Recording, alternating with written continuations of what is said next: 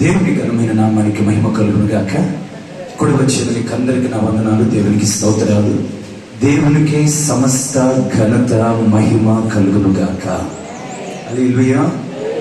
ఈ దినము లేక ఈ పూట వాక్య భాగాన్ని మనం చూసుకుందాం. కొలసీలకు రాసిన పత్రిక 1వ అధ్యాయం 18వ వచనం. కొలసీలకు రాసిన పత్రిక 1వ అధ్యాయం 18వ వచనం. పేజీ నెంబర్ చెప్పిన త్వరగా 182వ పేజీ, కొత్త నిబంధన. కొలసీలకు రాసిన పత్రిక 1వ అధ్యాయం 18వ వచనం చదువునానా?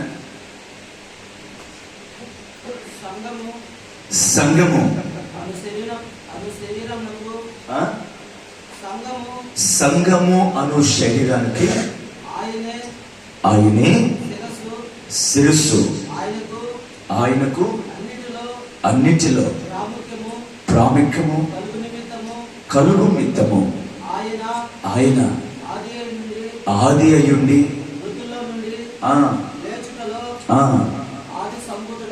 దేవునికి స్తోత్రం కలుగును గాక. ప్రారంభంలో ఘనమైన మాట ఉంది, చదువునన్నమాట. చూడండి సంఘము అనే శరీరానికి చూడండి ఒకసారి.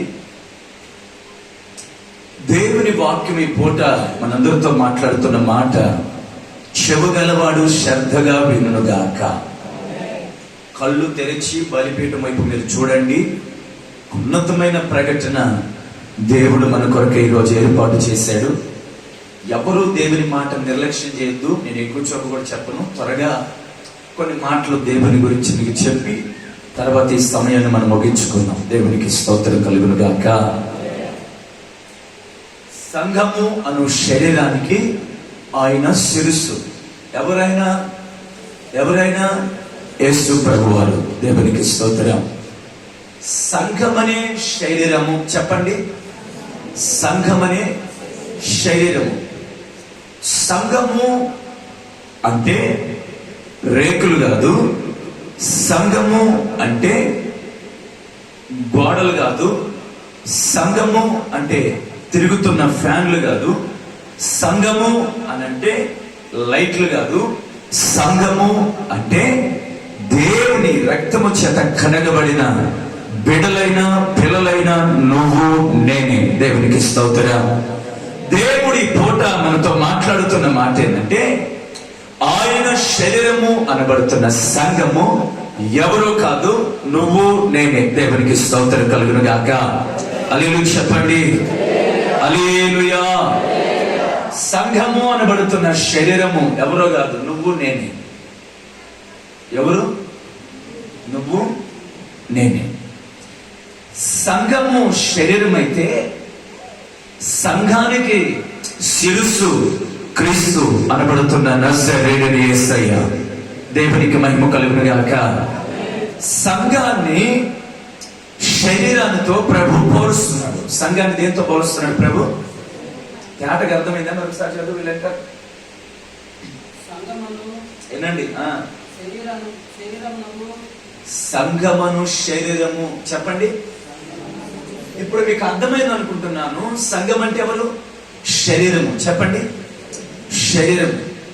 ఇక్కడ కూడి ఉన్న మీరందరూ, నేను మీరు అందరము ఒక శరీరము అనే సంగతి లేక సత్యాన్ని మనం మర్చిపోకూడదు. దేవునికి స్తోత్రం కలుగును గాక. నువ్వు నేను మనందరము కలిసి ఈ పూట శరీరమై ఉన్నాము. శరీరము సంఘమైతే ఆ శరీరానికి శిరస్సు క్రీస్తు అయి ఉన్నాడు.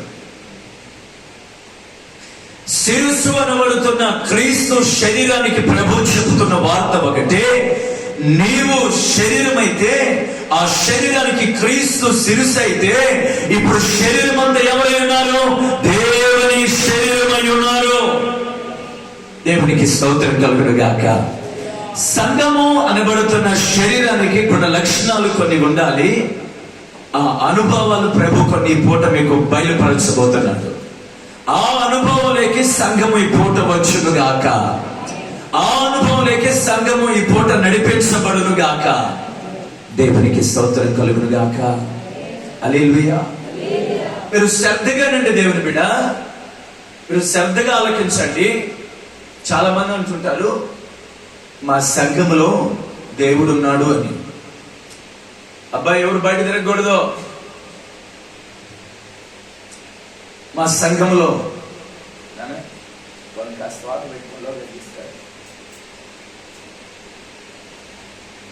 మా సంఘములో దేవుడు ఉన్నాడని కొంతమంది, మా చర్చిలో దేవుడు లేడని కొంతమంది అంటూ ఉంటారు.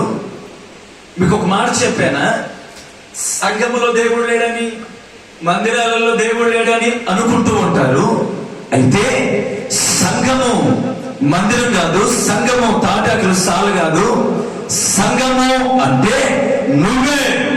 మందిరములో దేవుడు ఉన్నాడో లేడని మాట్లాడే ముందు అస్సలకి సంఘము అనబడుతున్న నీ శరీరంలో, నీ హృదయం అనే దేవాలయంలో, నీ హృదయం అనే ఆ ఇంటిలో దేవుని మందిరం అనబడుతున్న నీ దేహం అనే శరీరంలో క్రీస్తు అనబడుతున్న యేసయ్య ఉన్నాడో లేడో ఈ దినమే సంఘము రూటికి వచ్చుగాక.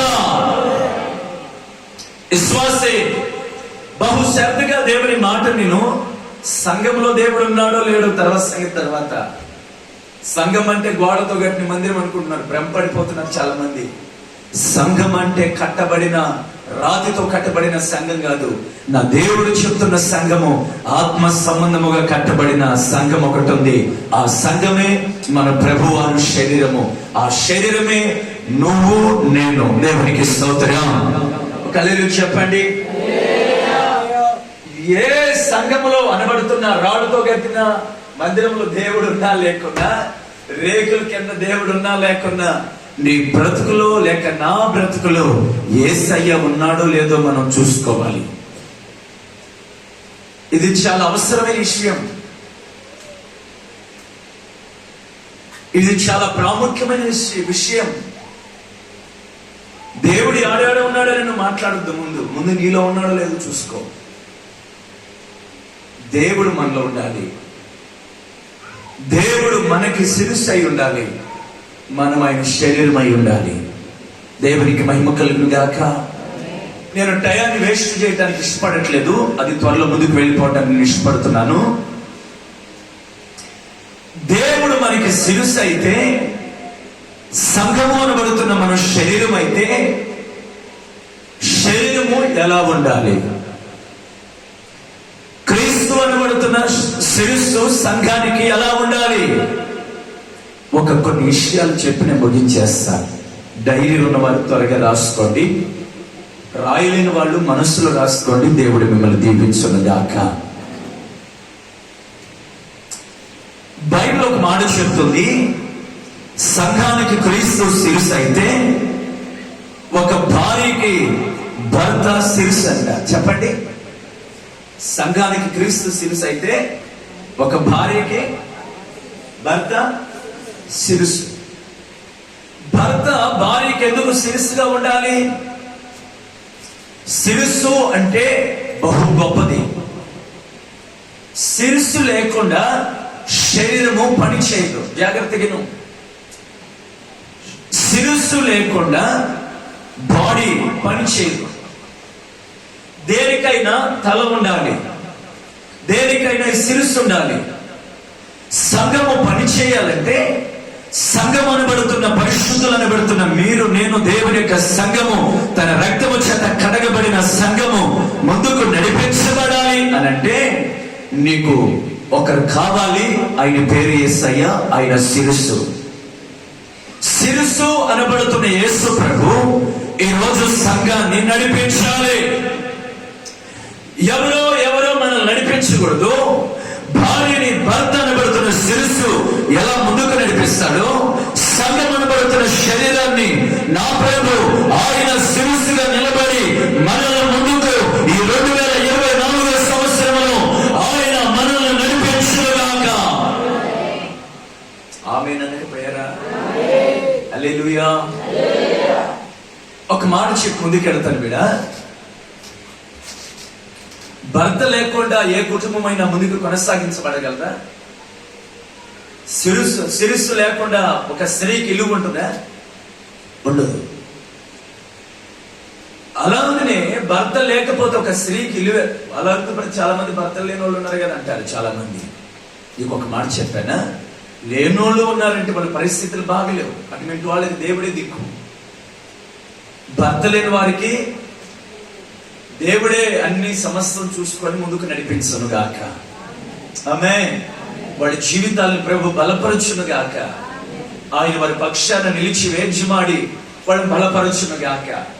భర్త ఉన్న స్త్రీకి గాని కుటుంబానికి గాని భర్త లేని ఆ లోటు ఎవరైనా తీరవగలరా? ఎవరు తీరవలేరు. అయితే ఆ కుటుంబానికి ఒక శిరస్సు ఉండాలి. భర్త నా సబ్జెక్ట్ అది కాదు. సంఘానికి ఒక భర్త ఉండాలి, సంఘానికి ఒక శిరస్సు ఉండాలి, సంఘానికి ఒక కర్త ఉండాలి, సంఘానికి ఒక యజమాని ఉండాలి, సంఘానికి ఒక పెద్ద ఉండాలి. ఆ పెద్దే యేసుక్రీస్తు ప్రభువని ఉదయకాల సమయంలో ఆరాధనలో నా ప్రభు నీతో మాట్లాడుతున్నాడు. ఆయన మనకి శిరస్సు అయితే, మనం ఆయన శరీరం అయితే, శరీరము శిరస్సుకు తగ్గట్లు బ్రతకాలి. శరీరము శిరస్సుకు తగ్గట్లు, తలకు తగ్గట్లు బ్రతకాలి. ఎలా బ్రతకాలి? ఎవరి జీవితాలలో ఆయన శిరస్సుగా ఉంటాడు? అందరి జీవితాలకు శిరస్సుగా ఉంటాడా? శరీరం అనబడుతున్న సంఘాలకి, శరీరం అనబడుతున్న మీ సంఘం అనబడుతున్న మనుషులు అనబడుతున్న మనకి ఆయన శిరస్సుగా ఉంటాడా? అందరికి ఉన్నాడు ఆయన శిరస్సుగా? అసలుకి ఏ రోజైనా ఈ విషయం నీకు అర్థమైందా బిడ్డ? జాగ్రత్తగాను. ఏ రోజైనా ఈ డౌట్ నీ మనసులో కలిగిందా? ఆయన నాకు శిరస్సుగా ఉన్నాడు, ఆయన నాకు యజమానిగా ఉన్నాడు, ఆయన నాకు పెద్దగా ఉన్నాడు, ఆయన నాకు కర్తగా ఉన్నాడని ఏ రోజైనా నీకు అర్థమైందా? ఆ మాటలు నువ్వు ఏ రోజైనా మనస్సులో పెట్టుకున్నావా? నేను ఆయనకి శరీరాన్ని అయి ఉన్నాను, సంఘము అనబడుతున్న నేను శరీరంగా ఉన్నాను, ఆయన నాకు శిరస్సుగా ఉన్నాడని ఏ రోజైనా ఆలోచించావా? ఒకవేళ నువ్వు ఆలోచించకపోతే ఈ దినమే ప్రభు స్వాధీనానికి నువ్వు వచ్చుదువుగాక. ఆయన నీకు శిరస్సుగా ఉండునుగాక. హల్లెలూయా. అతనికి ఎవరికైనా శిరస్సుగా ఉంటాడు? చెప్తాను జాగ్రత్తగా. ఎవరైతే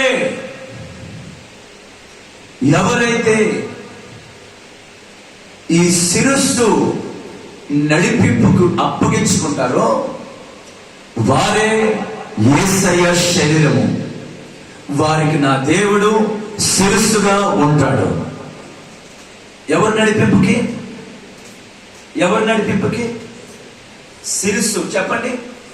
తల తల తల నడిపింపుకి ఎవరు అప్పగించుకుంటారో, ఎవరు ఆ తల నడిపింపుకి అప్పగించుకొని బ్రతుకుతారో వారే నిజమైన సంఘము, వారే ఆయన శరీరము. దేవునికి స్తోత్రం. ఆ శరీరానికి ఆయన శిరస్సుగా ఉంటాడు, అంటే పెద్దగా ఉంటాడు. దేవునికి స్తోత్రం కలుగును గాక. నడిపింపుకి ఎలా అప్పగించుకోవాలి? నడిపింపుకి ఎలా అప్పగించుకోవాలి చెప్తాను జాగ్రత్తగా. ఒక మనిషి నడవాలంటే నడవమని చేయి చెప్తాయా? కాళ్ళు చెప్తాయా? జాగ్రత్తగా మనసు చెప్తుందా? ఒక మనిషి ఎక్కడికి నడవాలో ఆ తలంపు ఇక్కడ ప్రారంభం అవ్వాలి. ఎక్కడ ప్రారంభం అవ్వాలి? శిరస్సులో ప్రారంభం అవ్వాలి. దేవుని బిడలమని చెప్పుకుంటున్న మనము, బైబిల్ చేత పట్టుకొని మందిరానికి వస్తున్న సంగమా, మనము పాటలు పాడుతున్న మనము, ఉపవాసాలు ఉంటున్న మనము, భక్తి చేస్తున్న సంఘము అని పేరు పెట్టుకున్న మనము, శరీరము అని పిలువబడుతున్న మనము, శిరస్సుగా ఆయన నీకున్నట్లయితే సంఘం అనబడుతున్న శరీరము శిరస్సు నడిపింపుకి అప్పగించుకోవాలి. శిరస్సు ఏది చెప్తే అది నువ్వు చేయాలి. శిరస్సు నన్ను ఎక్కడికి నడిపిస్తుందో, ఎక్కడికి వెళ్ళమంటుందో, ఎక్కడికి వెళ్ళకూడదని చెప్తుందో అక్కడికి నువ్వు వెళ్ళదువు గాక. మొత్తానికి శిరస్సు చెబుతున్న నడిపింపుకు నువ్వు అప్పగించుకుందువుగాక. హల్లెలూయా చెప్పండి, హల్లెలూయా చెప్పండి. చాలా మంది జీవితాలు మనం గమనిస్తూ ఉంటాం. ఒకరి గురించి మనకెందుకు, మన గురించి మనమే చూసుకుందాం.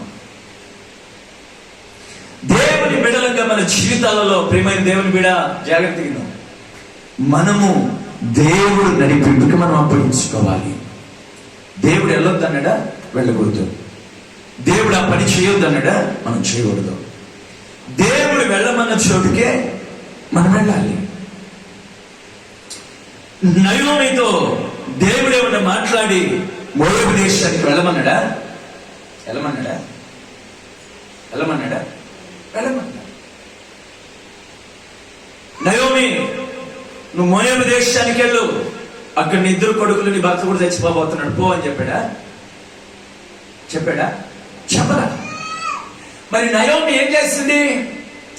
ఆమె సొంతానుసరంగా, లేకపోతే ఆమె సొంత బుద్ధితో నడవటం ప్రారంభించింది.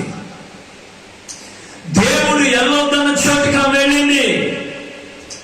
మోయాబు అనగా శపించబడిన ప్రాంతం, లోకం విగ్రహారాధనతో నిండిపోయిన కట్టడం. అది వెళ్ళకూడని స్థలం. నువ్వు కూడా వెళ్ళకూడని స్థలానికి వెళ్ళొచ్చావా? ఎక్కడికి వెళ్ళాలో వెళ్ళకూడదో కూడా నీకు తెలియట్లేదా? ఎందుకో దేవుడు చెప్తున్నాడు ఈ పూట. నయోమి వెళ్ళకూడని చోటికి వెళ్ళింది అంటే ఆమెని నడిపించే శిరస్సుని ఆమె మరిచిపోయింది. బెత్లెహేము దేశంలో ఉంటున్న నజరేతు వాడనబడుతున్న యేసు క్రీస్తు నడిపింపుని ఆమె విడిచిపెట్టింది. దేవుని ఆలోచనలు ఆమెలో లేవు. ఇప్పుడు దేవుని మాటలు లేవు, దేవుని క్రమశిక్షణ లేదు. ఆమె ఇష్టానుసారంగా వెళ్ళిపోయింది. భర్తను పోగొట్టుకునింది, ఇద్దరు బిడ్డలను కూడా పోగొట్టుకునింది.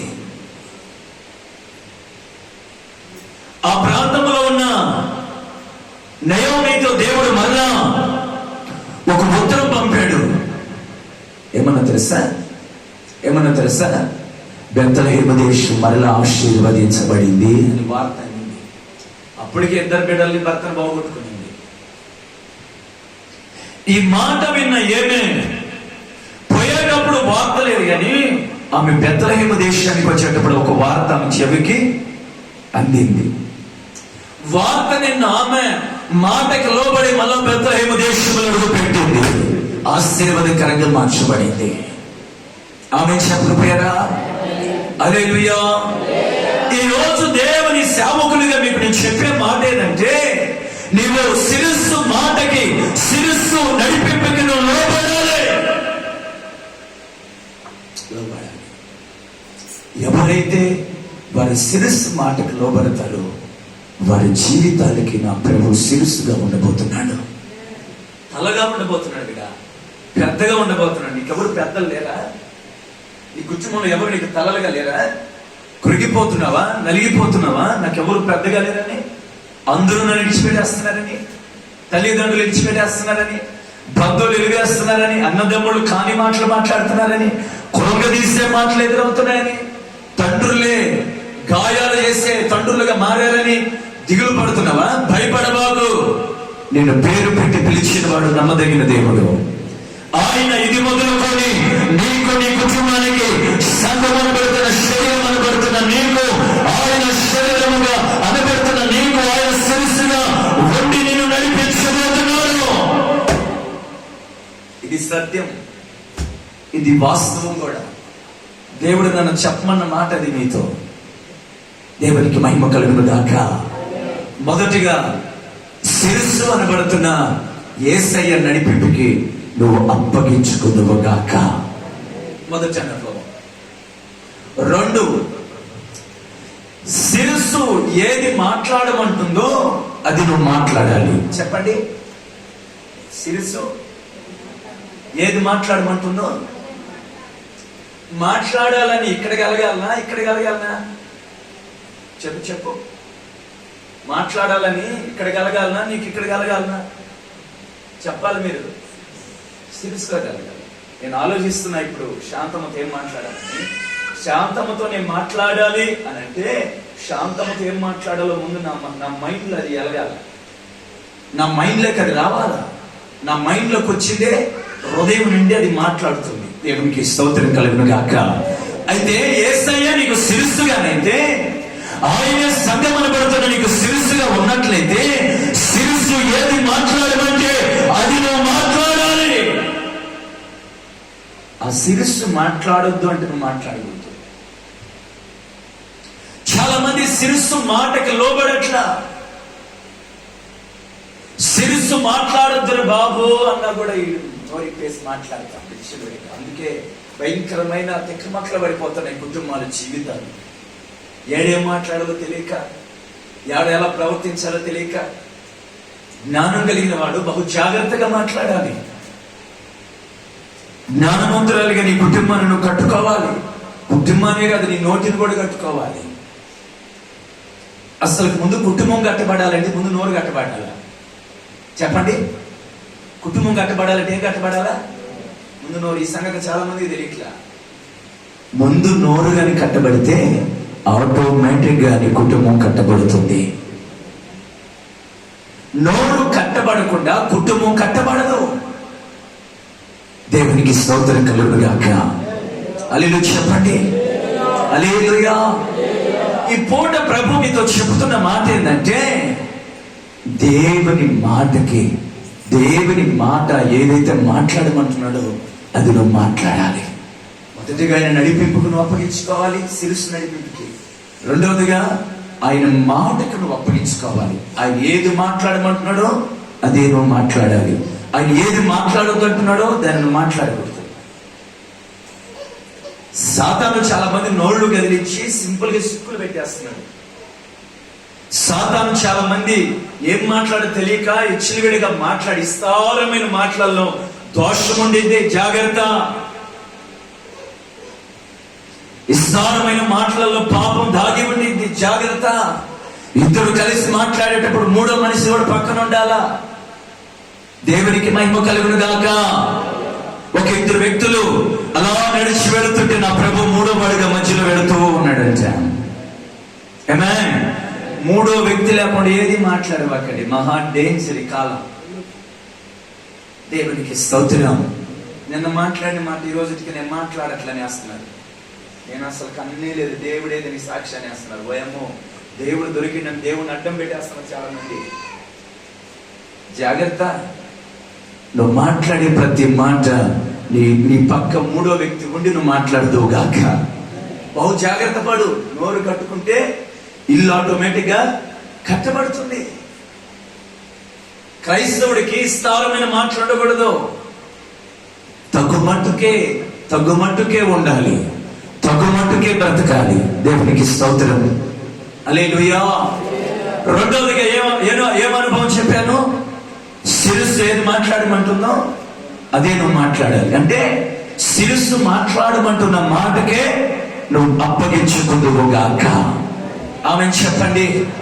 హల్లెలూయా, హల్లెలూయా. బైబిల్ గ్రంథంలో ఒక దైవ సేవకుడు ఉన్నాడు. ఒకరోజు ఇశ్రాయేలు ప్రజలకు వ్యతిరేకంగా బ్రతుకుతున్న ఒక శత్రు దైవ సేవకుడిని పిలిచి అన్నాడు, ఇశ్రాయేలు ప్రజలు మీరు శపించండి అని. ఇశ్రాయేలు ప్రజలు ఏం చేయమన్నాడు? శపించమన్నాడు. దేవుడు ఏమన్నాడు తెలుసా దైవ సేవకుడితో? ఆ ఇశ్రాయేలు ప్రజలను శపించకూడదు, చేతులెత్తి ఆశీర్వదించమన్నాడు. కొట్టు చప్పట్లు గట్టిగా. ఇశ్రాయేలు ప్రజలను కొట్టకూడదు, ఇశ్రాయేలు ప్రజలు కనబడకూడదు, వారిని శపించమని సాతాను సంబంధి మాట్లాడుతుంటే దేవుడు శిరస్సు అనబడుతున్న దేవుడు అనబడుతున్న యేసు ప్రభు మాత్రము దైవ సేవకుడితో వారిని ఆశీర్వదించని పలకమన్నాడు. ఇప్పుడు ఎవరి మాటకి దైవ సేవకుడిలో పడ్డాడు? ఎవరి మాటకి దైవ సేవకుడిలో పడ్డాడు? దేవుని మాటకి.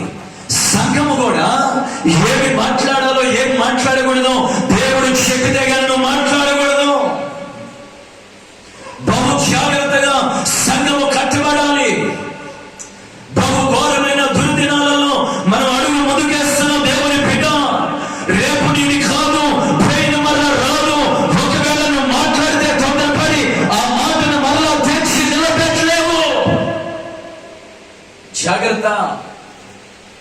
జాగ్రత్త, జాగ్రత్త. దేవునికి స్తోత్రం కలుగును గాక. నీవు దేవుని మాటకి రెండోదిగా అప్పగించుకోవాలి. ఆ మాట ప్రకారమే సంఘము నడవాలి. హల్లెలూయా, హల్లెలూయా. 2, 3 ఈ శిరస్సు సంఘాన్ని ఏది చేయమంటుందో అదే నువ్వు చేయాలి. మోషే 40 దినములు రేయింపగుళ్ళు దేవుని కొండ మీదకి వెళ్ళి ప్రార్థన చేస్తూ ఉన్నాడు. అన్నయ్య అహరోను కిందే ఉన్నాడు. ఎక్కడ? కొండ కింద. దినాలు జరిగిపోతున్నాయని మోషే ఇక లేడు, మోషే గారు ఇంకా రారు అని ఇశ్రాయేలు ప్రజలకు తొందర ఎక్కువైపోయి అహరోనుని పిలిపించి వారి దగ్గర ఉంటున్న వెండిని బంగారం అంతటి పోగేసి మా కొరకే ఒక దూడ బొమ్మను తయారు చేయమన్నాడు. ఎందుకు? ఆరాధన చేయటానికి. జాగ్రత్తగా దేవునికి విగ్రహారాధన అంటే చాలా కోపం. చెప్పండి, దేవునికి విగ్రహారాధన అంటే చాలా కోపం, దేవునికి ఆయాసకరం. దేవునికి స్తోత్రం కలుగును గాక. దేవునికి మహా కోపం ఆ మాట అంటే. కూర్చోన్నాను, కూర్చో. చూడాలి, నా వైపు చూడండి. మోషే వచ్చే కాస్త ఆలస్యమైందని ఏది చేయకూడదు ఆ పనిని ఇశ్రాయేలు ప్రజలు చేశారా? దేవుని సేవకుడు అనబడుతున్న దేవుని కొరకే నిలబడిన అహరోను కూడా పాపం పని చేశాడు. విగ్రహారాధన బొమ్మం చేశాడు. చూడండి నా శైలి ఒకసారి. చేశాడా లేదా? చేసింది ఎవరు చెప్పండి గట్టిగా. ఎన్నిరాల నాకు ఎన్నోళ్ళు చెప్పండి. అహరోను.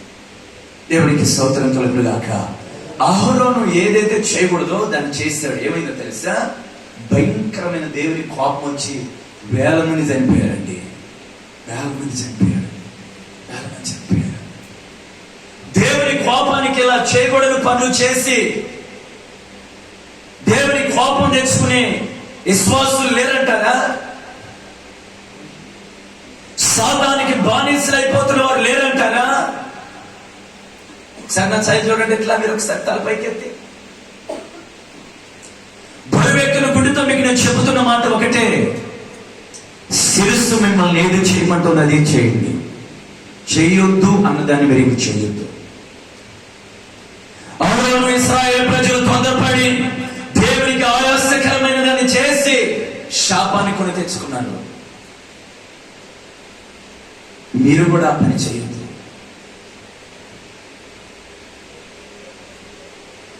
అహరోను కుమారులు వేయాల్సిన అగ్నిని వేయకుండా మరో అగ్నిని తీసుకొని వచ్చి బలిపీఠం మీద వేసి అక్కడికక్కడికి వాడు మరణించలేదా? మరొక అగ్ని. చాలా రకాల కోణాలు ఉన్నాయి. మన పితరులు చాలా మంది చెయ్యొద్దు అన్న పనిని చేశారు. ఈ పూట ప్రభు మీతో మాట్లాడుతున్న మాట ఏంటంటే, మొదటిగా శిరస్సుకి నువ్వు నడిపింపుకు అప్పగించుకోవాలి. రెండోదిగా చెప్పండి, త్వరగా ముగించేస్తా. శిరస్సు అనబడుతున్న నడిపింపుకి అప్పగించుకోవాలి.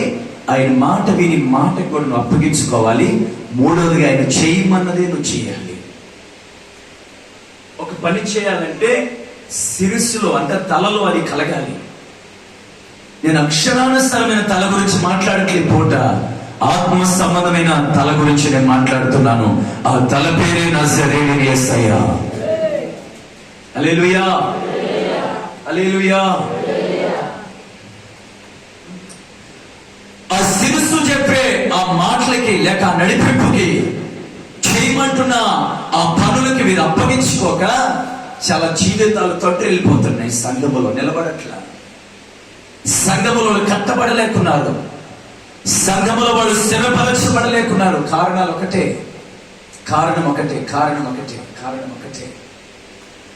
వాళ్ళ జీవితాలలో ప్రభు చెప్పింది వారు చేయట్లే. మీ సంఘాలలో మీ సేవకుడు చెప్పిందే చేయట్లే. చాలా మంది దేవుడు చెప్పింది చేస్తారా?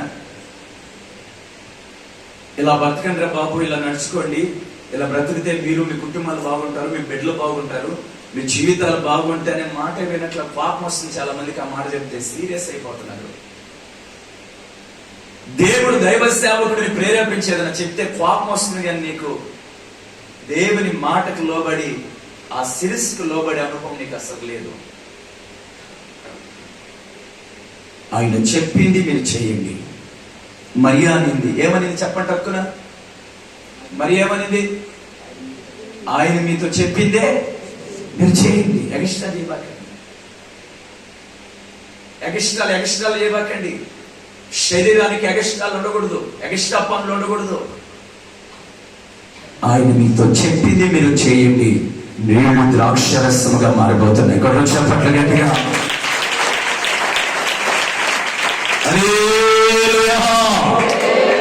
ఆయన చెప్పింది చేయరు చాలా మంది.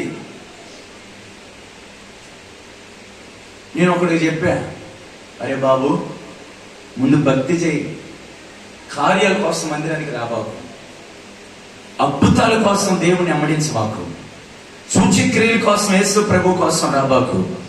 ఆయన నమ్మదగిన దేవుడని ఆయన నమ్మి మందిరానికి రా, నీకు పరలోకం ఉండింది. దేవుడు నమ్మదగిన దేవుడు అని మందిరానికి రా, కానీ దేవుడు ఉన్నాడు అని మందిరానికి రా, కానీ ఆయనే నిజమైన దేవుడు, నా కోసం ప్రాణం పెట్టిన దేవుడు ఆయనే అని విశ్వసించి మందిరానికి రా. అద్భుతాల కోసం మందిరానికి రావాలి. అద్భుతాల కోసం, ఆశ్చర్య కార్యాల కోసము దేవుడిని వెంబడించేవాడు కలకాలం వెంబడించాడు. ధనాపేక్ష బట్టి ఇస్కరా యోధా యేసు ప్రభుని వెంబడించాడు. కడ వరకు యేసు ప్రభుతో ఉండగలిగాడా? మధ్యలోనే రాలిపోయాడు. ఇటు బ్యాచ్ అంతా మధ్యలోనే రాలిపోయింది. మీరు కలవరపడబాకండి. అద్భుతాల కోసం, ఆశ్చర్య కార్యాల కోసం, ధనాపేక్ష కలిగిన ధనం కోసం మీరు వెంబడించినంత కాలం వెంబడించాడు. ధనం చేతులకు రాగానే యేసు ప్రభుకు దూరం అయిపోయాడు. యేసు ప్రభుకు దూరం అయ్యాడు అనుకుంటే యేసు ప్రభువుకే కాదు, అసలు లోకానికే దూరం అయిపోయాడు. దేవునికి స్తోత్రం కలుగును గాక. ఈ పాట మీకు ఒకటే మాట చెప్తున్నాను, ఆయన చెప్పింది మీరు చేయండి. ఆయన చేయొద్దు అన్న మాటని మీరు చేయొద్దు. ఆయన ఇలా నడుచుకోండి అని చెప్పినప్పుడు దాని ప్రకారమే మీరు నడుచుకోండి. అప్పగించుకోండి, నడిపింపుకి అప్పగించుకోండి. ఆయన మాటకి, ఆయన మాట శక్తి గల మాట. ఆయన మాట చాలా గొప్పది. ఆయన మాట మాత్రమే పలికితే చాలు బిడ్డ, అన్ని నీ జీవితంలో జరిగించబడతాయి. అన్ని సమస్యలు జరిగించబడతాయి నీ బ్రతుకులో. దేవునికి స్తోత్రం. హల్లెలూయా చెప్పకపోయారా? హల్లెలూయా.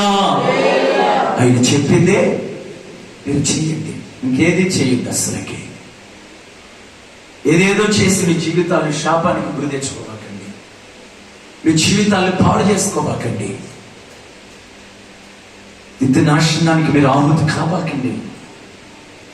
మీ శిరస్సు మాటకు మీరు లోపడగలిగితే ఖచ్చితంగా మీ జీవితాలు బాగుపడబోతున్నాయి. కొన్ని మాటలు చెప్పి నేను ముగించేస్తా, మీరు జాగ్రత్తగా వినండి.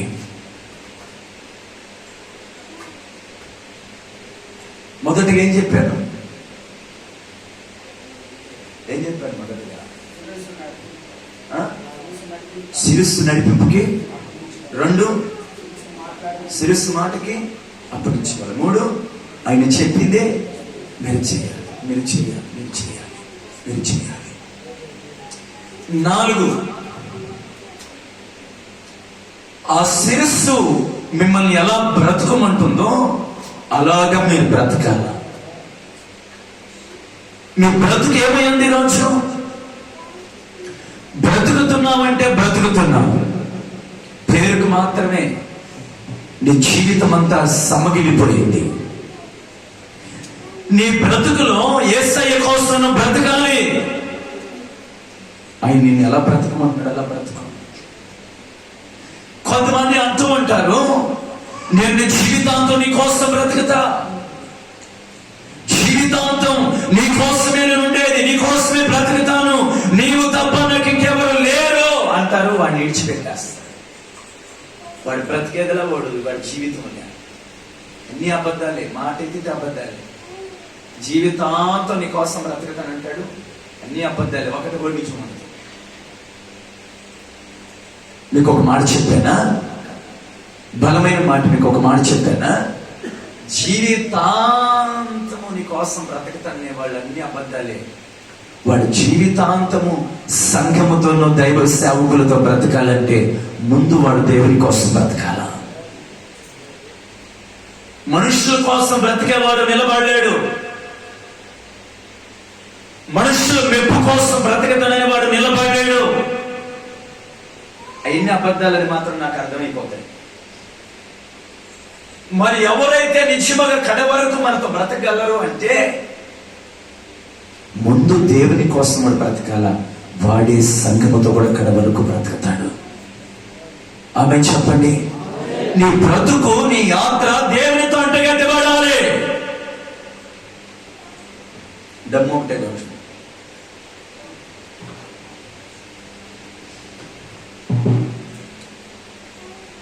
జ్యోతిర్మయుడా నా ప్రాణ ప్రియుడా, స్తుతి మహిమలు నీకే. జ్యోతిర్మయుడా నా ప్రాణ ప్రియుడా, స్తుతి మహిమలు నీకే. ఆత్మలో అనుక్షణం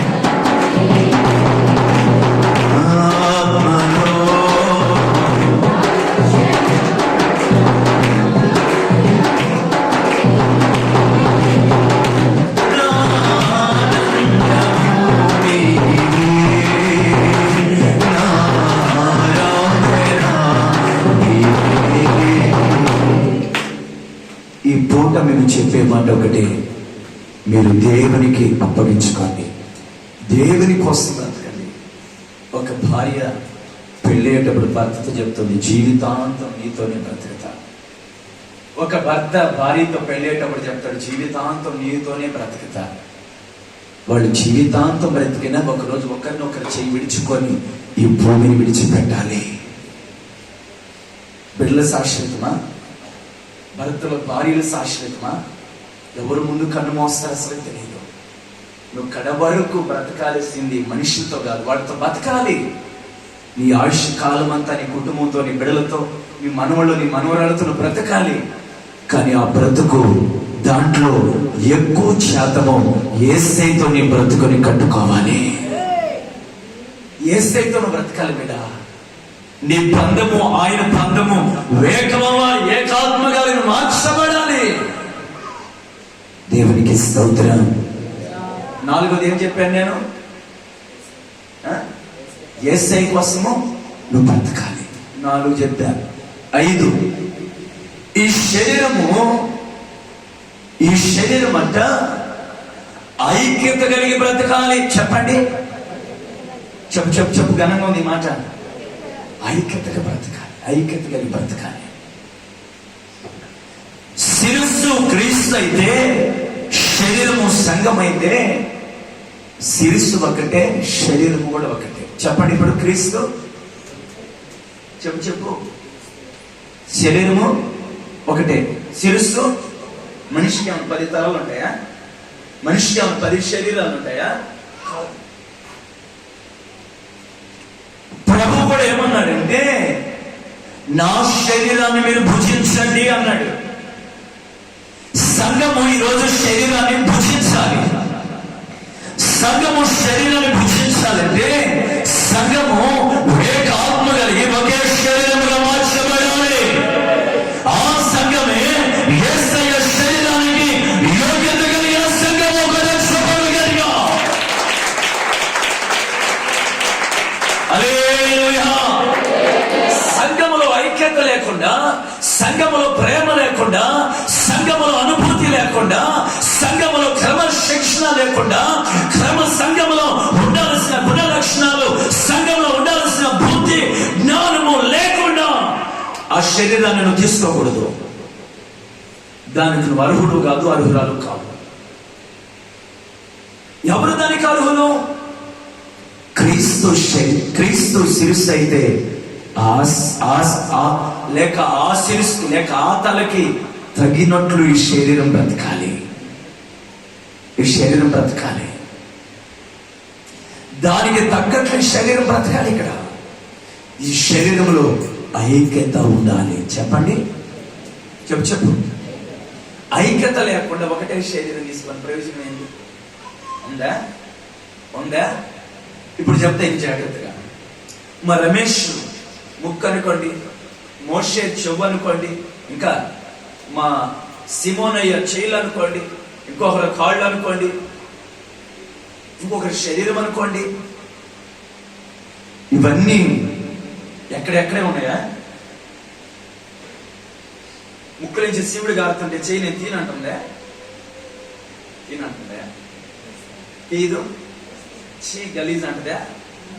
అంటుందా? మీ చెయ్యి అంటుందా?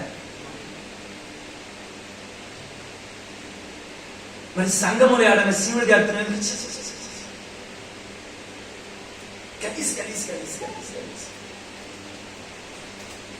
సంఘము ఒకటే శరీరం. సంఘము ఒకటే శరీరం. ఈ సంఘం అనబడుతున్న ఈ శరీరము కలిసి మెలిసి బ్రతకాలి. లేకపోతే చెయ్యి నేను ఆడున్నాం, నేను ఆడుంటానంటే ఎట్లుంటది? వాళ్ళు ఉంటుంది కదా, చెయ్యి ఆడుంటే ఉంటే చెయ్యి బలం ఉంటుంది కదా, నీకు బాగుంటుందా? చెయ్యి మొహం నుంచి కిందకి ఉంటే బాగుంటుందా? లేదంటే ముక్కు పోయి కాలుకుంటే బాగుంటుందా? సంఘముల విశ్వాసాలను కూడా దేవుడు ఆడబెట్టాలో ఆడబెట్టుంటాడు, ఒక్కొక్కరిని ఒక్కొక్క స్థానంలో. నువ్వు ఏ కోణంలో ఉన్నావో ఆ కోణంలో నిలిచి సంఘంలో ఐక్యతతో కూడిన ప్రేమ అనురాగాలతో కలిసి నువ్వు ముందుకు వెళ్ళాలి. నమ్మిన వాళ్ళు ఆమేన్ చెప్పండి, చేతులైతే. హల్లెలూయా. నేనేం చెబుతున్నానంటే, ఆయనే గారు నీకు శిరస్సు అయితే శరీరం ఏకాత్మ కలిగి బ్రతకాలి. నేను ఆడున్నాం, నేను ఆడుంటా అనకూడదు, నేను అది చేయను, నేను ఇది చేస్తా అనకూడదు. నువ్వు పాపం తెచ్చుకోకూడదు. సీముడు గారికి నేను చేతికి పాపం రాకూడదు. 24 గంటలు చేస్తున్నానని ముక్కుకి పాపం రాకూడదు. కాళ్ళకి చెప్పులు లేవని శరీరానికి పాపం రాకూడదు.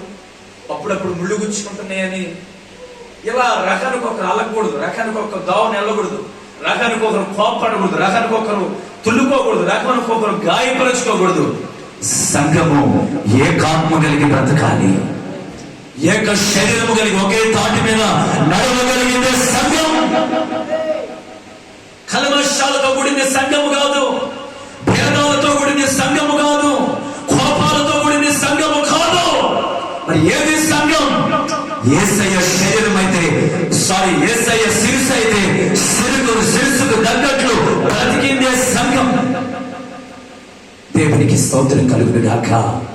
అని చెప్పండి, చేతులు జోడించి చెప్తున్నా, మీ బ్రతుకులో ఐక్యత ఉండును గాక.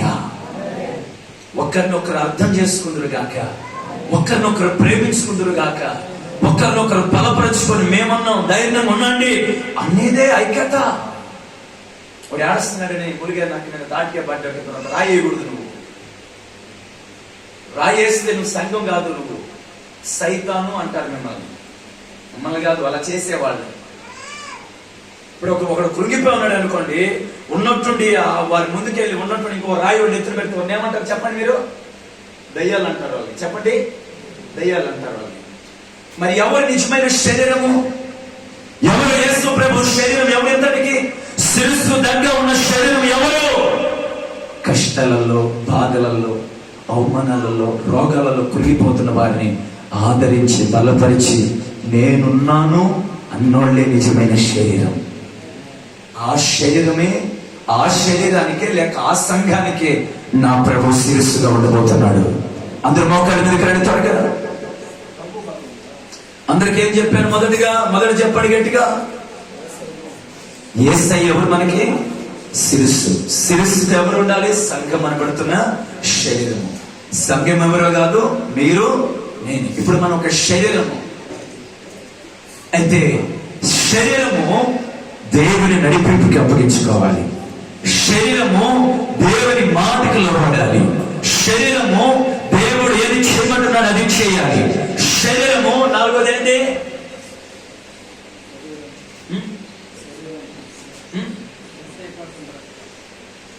గట్టిగా చెప్పలే. నువ్వు రాసావు అసలు, ఎందుకు చెప్పట్లేదు మరి గట్టిగా?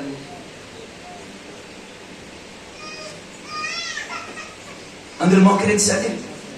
నాలుగోది ఏం చెప్పాను? గట్టిగా చెప్పండి. యేసయ్య కోసము, యేసయ్య కోసం బ్రతకాలి. చెప్పండి చేతుల పైకెత్తి. ఏమైంది నీ నోరు ఈదెక్కితే బాగా వచ్చింది కదా మరి. మందిరంలో తలకువా? పాస్టర్ ముందు మొహం ఆటమా నీకు? యేసయ్య కోసం బ్రతకాలి. ఇది సంఘానికి ఉండాల్సిన గుణ లక్షణం. ఐదోదిగా చెప్పండి, ఐక్యత కలిగే శరీరం బ్రతకాలి. బిడా తీర్మానం చేయండి. ప్రభుత్వం అనేది ఒక బలమైన తీర్మానం.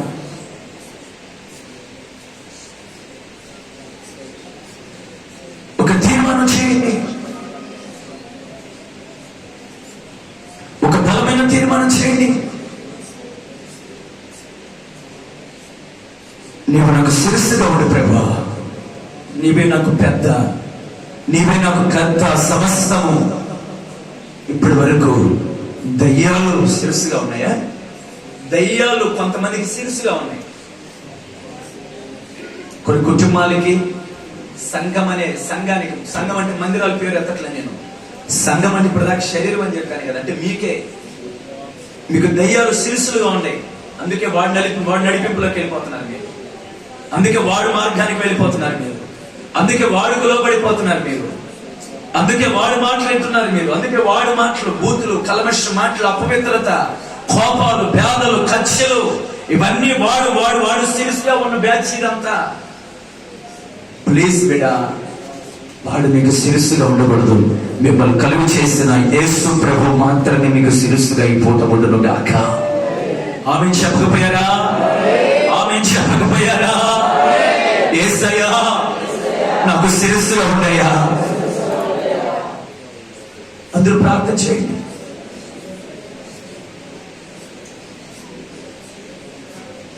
కడవరకు నమ్మకముగా జీవించుటకు,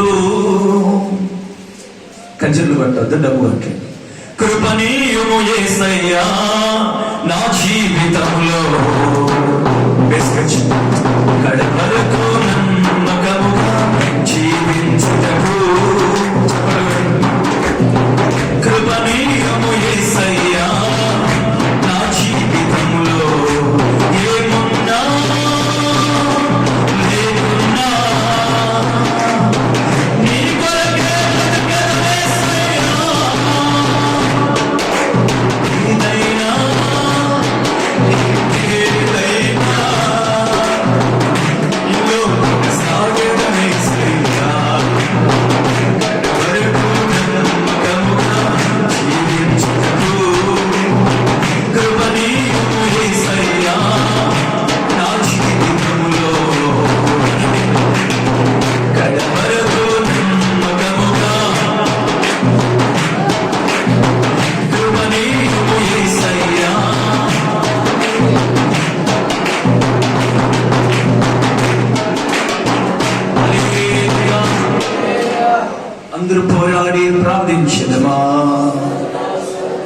స్తోత్రం స్తోత్రం స్తోత్రం స్తోత్రం.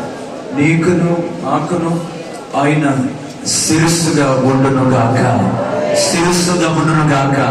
రాకడి వరకు ఆయన కృప అనే ధ్వజం మన మీద నిలిచి ఉండును గాక.